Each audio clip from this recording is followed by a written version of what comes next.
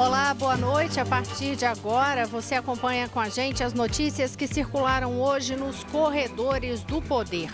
Entre os principais temas está o acordo, o trato feito pelos presidentes Michel Temer e os presidentes da Câmara e do Senado, Renan Calheiros e também Rodrigo Maia, para que não haja nenhuma possibilidade de os parlamentares votarem uma proposta para anistiar o Caixa 2. Você vai ter informação também sobre novidades no processo, na investigação, para falar a verdade, sobre o ex-deputado Eduardo Cunha, lá na Lava Jato. Houve uma decisão hoje do juiz Sérgio Moro. E você acompanha tudo com a gente aqui na TV Brasil e também na Rádio Nacional.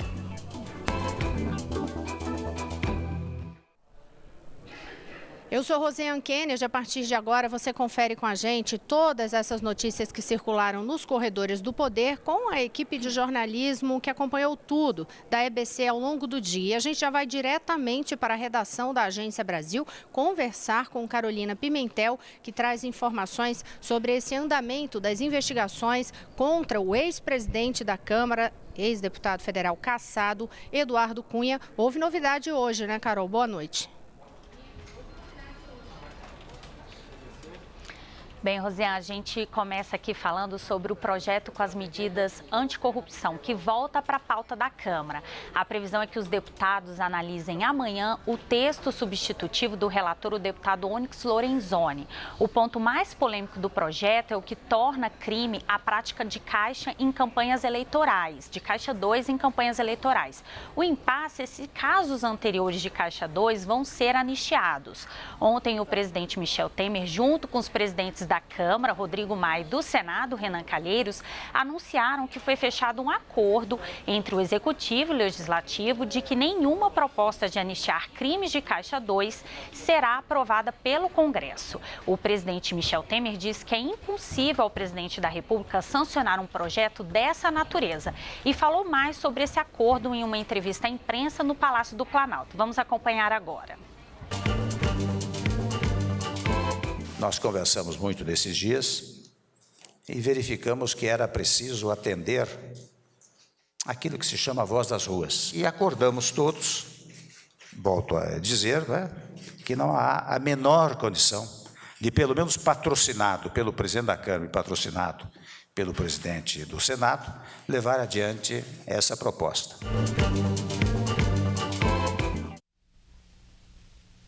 Rosiane, que foi ontem, né? O presidente da Câmara, Rodrigo Maia, também negou que líderes estejam negociando para incluir a anistia de crime de Caixa 2 no projeto, que será votado amanhã.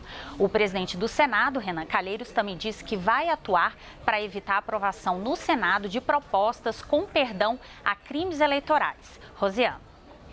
Obrigada, Carolina Pimentel, que sim, daqui a pouquinho vai voltar a falar com a gente. Já peço desculpa, Carolina Pimentel, porque eu já pedi para ela antecipar para a gente qual era essa decisão do juiz Sérgio Moro. Mas a gente está nas apurações dos últimos momentos e você vai ter daqui a pouquinho no segundo bloco informações, sim, sobre essa decisão do juiz Sérgio Moro de rejeitar, de vetar parte das perguntas feitas pelo ex-deputado Eduardo Cunha para o presidente Michel Temer. Daqui a pouquinho a gente vai ter notícias atualizadas sobre este assunto. Mas este tema que Carolina Pimentel estava falando agora, eu também destaquei na abertura, é justamente sobre o Caixa 2, aquela tentativa de anistia. Houve toda aquela movimentação que a gente falou na semana passada.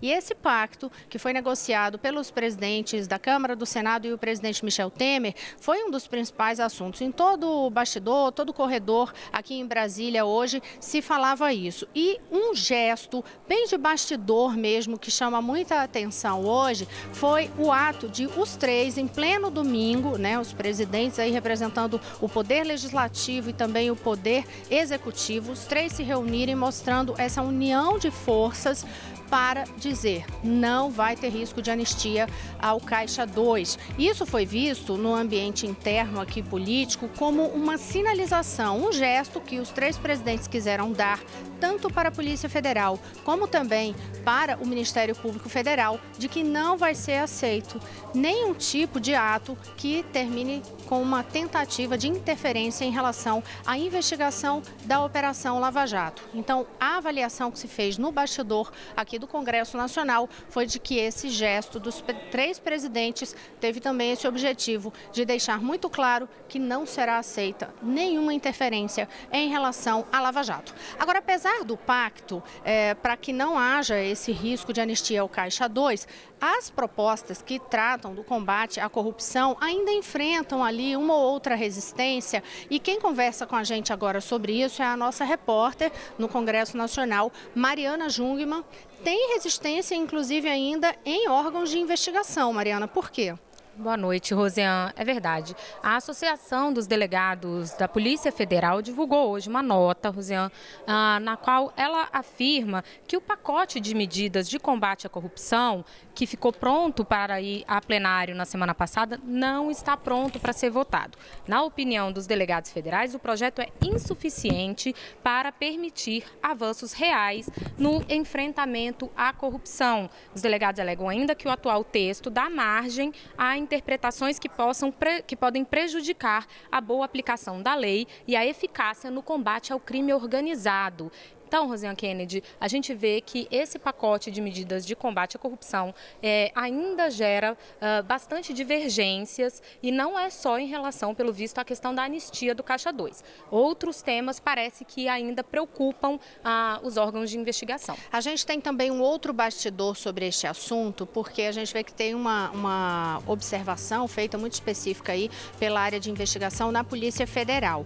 E isso expõe claramente, e é muito comentado aqui também dentro do Congresso Nacional, uma disputa em relação ao poder de investigação que envolve os integrantes da Polícia Federal e os integrantes do Ministério Público. Então, existe ali uma preocupação entre os dois órgãos sobre algum tipo de perda de poder para ter essa investigação, perda de poder ou perda de autonomia, especificamente. Não é a primeira vez que a gente acompanha em algumas matérias que tratam sobre investigação, quando vem para a pauta aqui do Congresso Nacional, não é a primeira vez que a gente vê essa preocupação manifestando não diria um desentendimento, mas uma disputa de fato em relação ao poder investigatório dos integrantes da Polícia Federal e dos integrantes do Ministério Público. No entanto, é preciso deixar muito claro o seguinte, o mais importante de tudo é que os dois órgãos, em relação a toda essa tramitação e discussão sobre as propostas de combate à corrupção, a preocupação dos dois órgãos é, de fato, garantir que será uma investigação com cada vez mais possibilidade de recursos e punição para quem cometer corrupção no país. Então, isso é um dos pontos. E por falar em corrupção, agora eu já saio dos bastidores para um assunto do dia, que é, falando aí sobre corrupção, hoje teve mais uma ação no país para combate, mais uma operação da Polícia Federal. E quem tem informações para a gente sobre isso é Maíra Heinen, diretamente dos estúdios da Rádio Nacional. Maíra. Boa noite, Rosiane. É isso mesmo, 108 mandados 108 mandados judiciais foram cumpridos hoje pela Polícia Federal no estado do Tocantins. A intenção foi desarticular uma organização que atuava no estado praticando crimes contra a administração pública. Membros da família do governador Marcelo Miranda estão envolvidos. Segundo as investigações, o grupo movimentou mais de 200 milhões de reais em lavagem de dinheiro. A investigação apontou um esquema de fraudes em contratos de licitações públicas com empresas de familiares e pessoas de confiança do governador. A ocultação do dinheiro desviado era feita por meio de transações imobiliárias fraudulentas, a exemplo de compra de fazendas e de grandes quantidades de gado. Os investigados vão responder aí pelos crimes de lavagem de dinheiro, peculato, corrupção passiva, fraudes à licitação e organização criminosa. Rosiane? Obrigada, Maíra, que daqui a pouquinho vai voltar com a gente diretamente dos estúdios da Rádio Nacional, dando outras informações sobre o noticiário de hoje. Eu lembro você que você pode participar com a gente aqui para dizer qual assunto que quer conhecer melhor nos corredores do poder, qual a dúvida que você tem sobre um projeto, quer mandar uma sugestão, uma crítica, enfim, você pode nos passar uma mensagem. O nosso WhatsApp é o 61999766033. 33. Você também pode me passar uma mensagem no meu Twitter. Eu mesmo vou lá e respondo para você à medida que eu tiver informação ou vou em busca dela para tentar te responder. O meu Twitter é @RoseannKennedy, Roseanne com 2 N's, Kennedy com 2 N's e com DY. A gente tem os canais de comunicação também da EBC, @EBC na rede e também @TV Brasil. Nos passa uma mensagem que a gente vai em busca da informação que você quer. E aí, um outro assunto dos corredores do poder, e aí internacional, foi a morte neste fim de semana de Fidel Castro. E a gente vai diretamente conversar com a repórter da TV Brasil, correspondente internacional Gislene Nogueira, que tem informações, inclusive, sobre como está essa preparação, a previsão de chefes de Estado para esse velório e o enterro das cinzas de Fidel Castro. Boa noite, Gislene. Boa noite, Roseanne. Vários líderes da América Latina confirmaram presença nas homenagens a Fidel Castro em Cuba. Raul Castro, do Equador, Nicolás Maduro, da Venezuela, Evo Morales, da Bolívia, Daniel Ortega, da Nicarágua e Henrique Peña Neto, do México, confirmaram que vão. O presidente da África do Sul, Jacob Zuma, também afirmou que vai a Havana. O presidente do Brasil, Michel Temer, não vai a Havana, mas escalou os ministros José Serra, de Relações Exteriores, e Roberto Freire, da Cultura. A Argentina vai enviar a ministra de Relações Exteriores, Susana Malcorra. Uma reportagem do jornal The Guardian do Reino Unido definiu como um dilema para os líderes mundiais europeus decidirem se vão ao funeral do líder cubano. Alguns países decidiram enviar representantes do segundo escalão.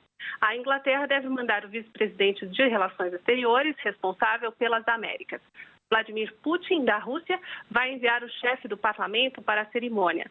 A Espanha será representada pelo ex-rei do país, Juan Carlos. Por enquanto, os Estados Unidos não sinalizaram a ida de nenhum representante oficial, apesar da visita histórica de Barack Obama à ilha no começo deste ano. O governo de Cuba declarou luto nacional até domingo, 4 de dezembro. A capital de Cuba, Havana, vai sediar as homenagens a Fidel Castro, que acontecerão entre segunda e terça-feira na Praça da Revolução. O corpo do comandante da Revolução Cubana foi cremado no sábado e suas cinzas serão levadas em um cortejo para Santiago de Cuba, a cidade onde Fidel deu início à Revolução. Roseanne. Obrigada, Gislene. A gente tem imagens ao vivo agora em relação a como está essa situação em Cuba. No momento, vamos conferir algumas dessas imagens. A fila aí já está no ar, essa imagem aí da fila imensa em relação a esse momento de despedida do líder cubano Fidel Castro. E a gente já anuncia que daqui a pouquinho tem mais noticiário e bastidor do que ocorreu hoje nos corredores do poder aqui no Brasil. E aí sim, Carolina Pimentel vai contar pra gente o que tem de novidade em relação à investigação sobre o ex-presidente da Câmara, Eduardo Cunha. Eu volto já.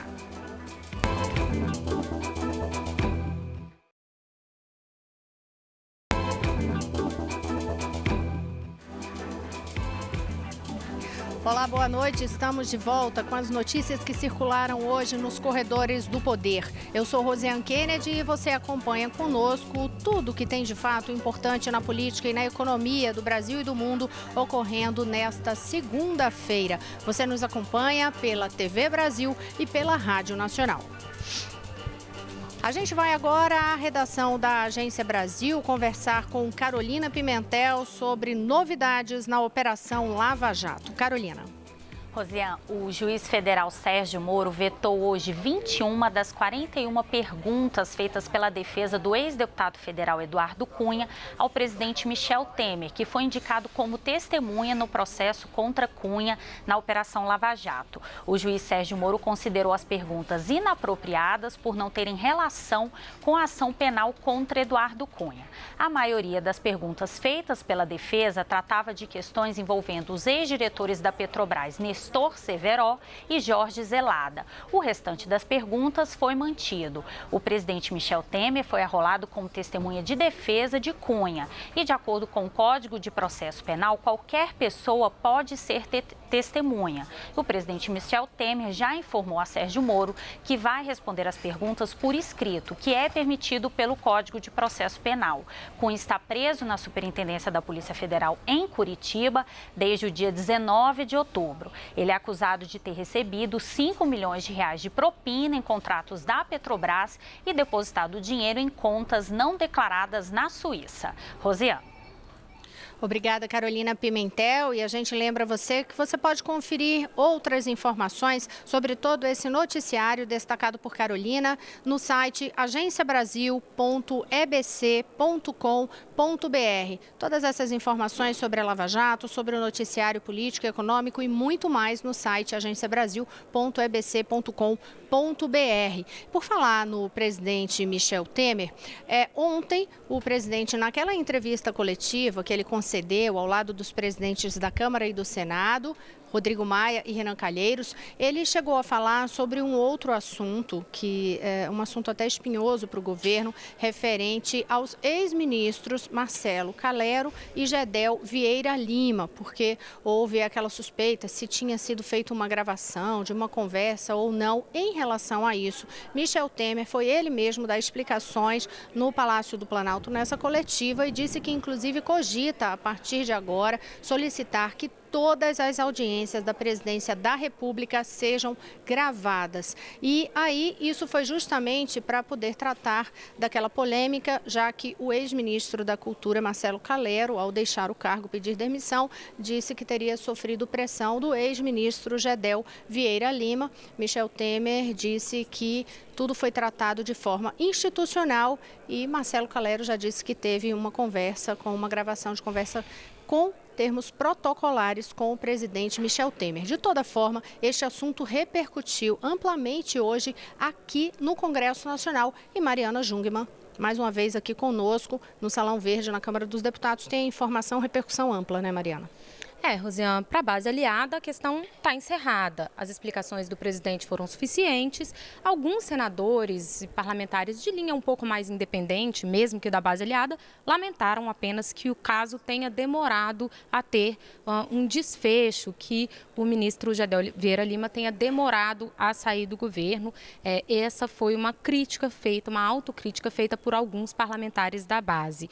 Para a oposição, no entanto, a questão não está morta, não, e hoje o PSOL, apresentou aqui na Câmara dos Deputados um pedido de impeachment do presidente Temer por diversos crimes que estariam relacionados a esse assunto. Vamos ouvir o que disse o deputado Ivan Valente, do PSOL. O que eles estavam advogando era advogando por uma causa privada do ministro Gedel Vieira Lima, que ficou irritado porque o seu colega ministro não tinha dado um jeitinho de resolver o seu problema pessoal. Então o Temer também se atolou nessa questão.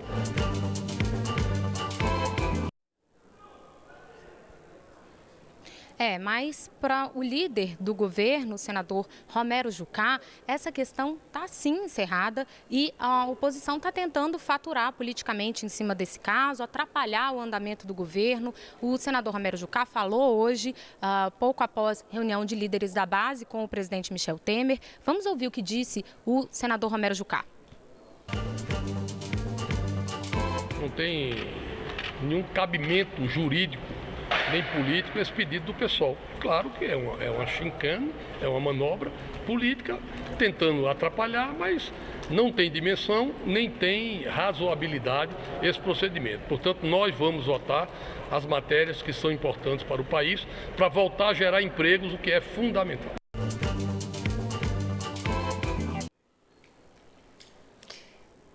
E só uma observação para corrigir uma informação para quem estava lendo aí na nossa tela, quem está nos acompanhando pela TV e não pelo rádio, o deputado Ivan Valente é do PSOL de São Paulo. E Mariana, em relação ainda a este assunto, a gente sabe que tem uma pendência que é a escolha do novo ministro para a vaga deixada por Gedel Vieira Lima. Aí, como sempre, eu venho aqui com os bastidores para você. Olha, candidato à vaga tem muito. Tem muito mesmo, tem ido lá, circulado, mandado um aceno, outro, pelos próprios aliados do presidente Michel Temer. Mas o nome não foi escolhido ainda. Michel Temer tem conversado com os grupos de aliados, mas tem deixado muito claro o seguinte: a questão é o perfil deste nome para ocupar a vaga que foi deixada por Gedel Vieira Lima. Tem que ser uma pessoa com um trânsito muito amplo no Congresso Nacional, já que caberá a esse próximo ministro todo um trabalho de interlocução no Congresso, no momento em que a pauta é intensa, a pauta que o Planalto tenta aprovar tanto na Câmara como no Senado Federal. E, nas palavras do próprio presidente Temer, ele faz questão de que seja uma pessoa com lisura absoluta. Portanto, a gente vai continuar acompanhando também esses bastidores para poder saber quem será esse nome. Não tem uma pressa, não existe ali nenhum desespero para a escolha imediata de um nome. Existe a preocupação em ter um nome com lisura e que também tenha um excelente trânsito político no Congresso Nacional para fazer essa articulação, essa ponte do Palácio do Planalto aqui com o Congresso. É do outro lado da rua, bem aqui do ladinho, mas é preciso ter essa ponte de fato para conseguir avançar nas negociações no Congresso Nacional. Só que a gente observa mais um bastidor, que foi uma leitura feita hoje no Congresso Nacional sobre aquela coletiva de ontem. O fato de o presidente Temer estar ao lado dos presidentes da Câmara e do Senado mostrou muito claramente o amplo apoio que hoje ele tem dentro do Congresso Nacional, sinalizando mais fortemente esse alinhamento da base aliada, tanto na Câmara como no Senado. Agora vamos mudar de assunto. A gente vai voltar aos estúdios da Rádio Nacional para falar mais uma vez com Maíra Heine, desta vez sobre um assunto que afetou diretamente os servidores aqui do Distrito Federal, do governo do Distrito Federal, mas que na verdade retrata uma situação crítica enfrentada em várias unidades da federação. O rombo nas contas públicas, o problema no caixa dos estados, a gestão que tem tentado fazer mágica em alguns locais e não está conseguindo fechar a conta. Aqui é risco, ameaça de não pagamento de salário. Maíra, o que é que está acontecendo de fato?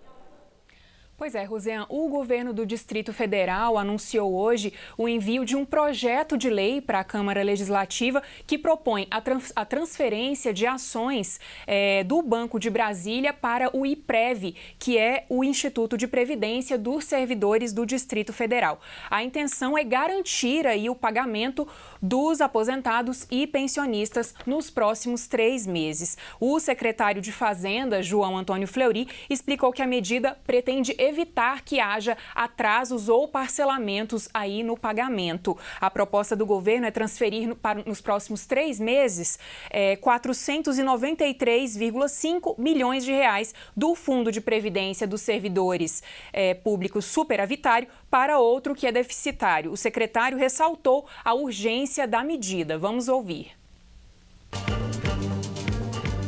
Se a Câmara não aprovar, nós temos hoje um déficit de 175 milhões de reais para pagar a folha em dezembro. Mesmo fazendo todos os sacrifícios que estamos fazendo, provavelmente a gente vai ter que parcelar a folha. E, Rosiane, o GDF espera que a Câmara discuta esse projeto ainda essa semana, para você perceber aí a urgência desse projeto. Obrigada, Maíra. A gente fica atento também a como está essa situação em outras unidades da federação e ao longo da semana a gente conta para você também. E hoje aqui ao nosso lado, pela primeira vez nos corredores do poder, embora já esteja aqui há muito tempo dentro desse Congresso Nacional e que, portanto, também conhece tudo desses bastidores nos corredores do poder, está o repórter Lucas Por Deus Leon, que vai falar com a gente da agenda intensa do Congresso desta semana. A gente já falou aqui, por exemplo, desta previsão para votação amanhã das medidas de combate à corrupção, Lucas, mas não fica por aí não, né? Tem muita coisa, tem inclusive assunto que já foi discutido hoje à tarde no Planalto. Boa noite. Boa noite, Rosiane. Boa noite, telespectadores da TV Brasil e ouvintes da Rádio Nacional. Isso mesmo, Rosiane. Os senadores e deputados traçaram aí uma agenda bastante ambiciosa para essa semana aqui no Congresso Nacional, a começar amanhã pelo principal ponto do ajuste fiscal do governo de Michel Temer até o momento, que é a PEC do teto de gastos. A proposta de emenda à Constituição prevê aí limitar os gastos do governo à inflação do ano anterior, isso independente da arrecadação que o governo tenha durante aquele ano. E hoje, para acertar essa votação de amanhã, o governo marcou uma reunião com líderes da base aliada no Senado, lá no Palácio do Planalto, inclusive com o ministro da Fazenda, o Henrique Meirelles. E segundo a base aliada, o governo vai ter aí pelo menos 60 votos na votação da PEC amanhã. São 6 votos a mais do que o necessário para aprovar aí uma proposta de emenda à Constituição. Já na quarta-feira vai ter aí a PEC do fim da reeleição, a proposta de emenda à Constituição que pretende acabar com a reeleição para presidente da República, governadores e prefeitos. Já na quinta-feira vai ter uma sessão temática lá no Senado com o ministro do Supremo, Gilmar Mendes, e o juiz federal Sérgio Moro, responsável por julgar as operações a Lava Jato. Eles vão debater aí o projeto de abuso de autoridade que tem sido defendido por Renan Calheiros e que é para regulamentar e aumentar a punição para casos de abuso de autoridade. E esse projeto tem sido visto por algumas associações de juízes e pelo próprio Ministério Público como uma retaliação às investigações que estão ocorrendo aí no país. Também tem projeto de renegociação da dívida dos estados, a PEC do fim do efeito cascata do salário do Supremo para os outros ministros dos tribunais regionais e além de um pente fino, um projeto aqui na Câmara pente fino para os benefícios do INSS, que prevê esse pente fino, Rosiane, além de outras coisas. Assunto não falta, né? Então, portanto, você vai acompanhar tudo com a gente aqui nos Corredores do Poder, na TV Brasil e na Rádio Nacional. Portanto, nos acompanha. Até amanhã.